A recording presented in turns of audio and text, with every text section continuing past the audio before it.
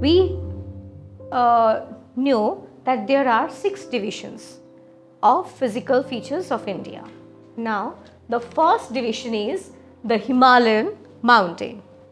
From the name Himalaya, you should know that the Himalayan mountain range is this. It is situated in the northern part of India. The Himalaya is a fold mountain and it is an young fold mountain. When we are talking about the northern mountains, there is 3 divisions. The first one is the Great Himalaya.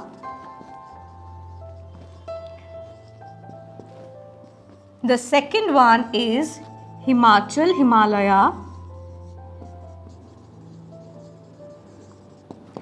And the third one is Shivaliks. The Great Himalaya is situated just the top part of the northern mountains. Then in the middle portion there is the second one, that is Himachal Himalaya, and the lower portion, in the lower part there is Shivaliks. In the Great Himalaya, this is also named as Himadri Himalaya. Mostly many mountain ranges are situated in this portion.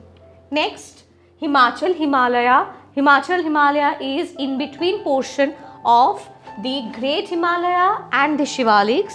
The Himachal Himalaya consists of mostly all the hill stations, okay? And the Shivaliks range, this is Shivaliks range, and here this is the lowermost part. Now we have to know the extension of these 3 portions. The Great Himalaya, this is the first part, is extended from 6,000 meter height, and Himachal Himalaya or Lesser Himalaya is extended from 3,700 to 4,500 meter, and Shivaliks, the lowermost part of the Himalaya, is of 900 to 1100 meter. This is all about the northern mountain. Next we have the next portion of the physical divisions, and that is the northern plain. So next we will read about the northern plain.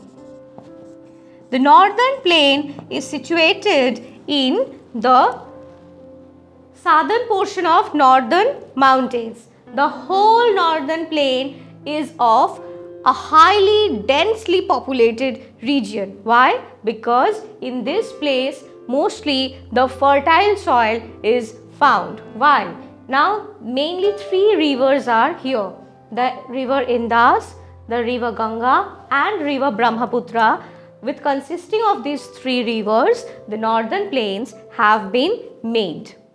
Now, when we are talking about the Indus plain, the Ganga plain and the Brahmaputra plain, the Ganga plain is mainly, basically, it's the important one.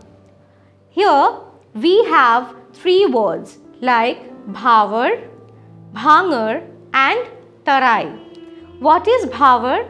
The rivers, after descending from the mountains, are bringing all the things under the Shivaliks, and this is known as Bhavar. There is Tarai. Which is Tarai? Tarai is the wet and marshy regions of the Ganga plain. When we are talking about Indus plain is a part is situated in Pakistan and a part is situated in India. Indus plain is of 5 tributaries, and they are river Beas, river Satluj, river Chenab, river Jhelum. Okay. Next we have Khadar and Bhangar. The difference between 2 is very important. Now what is Khadar and what is Bhangar? Khadar is the newer, younger deposits, and the Bhangar is the older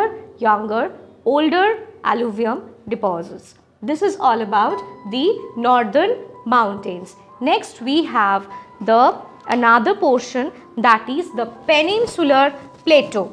The peninsular plateau, as you know from the map, it is the southern portion of the northern plains, and the peninsular plateau consists of mainly two divisions. The peninsular plateau.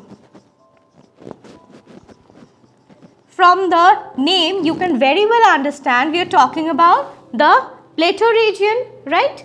What are the two plateaus we can see here?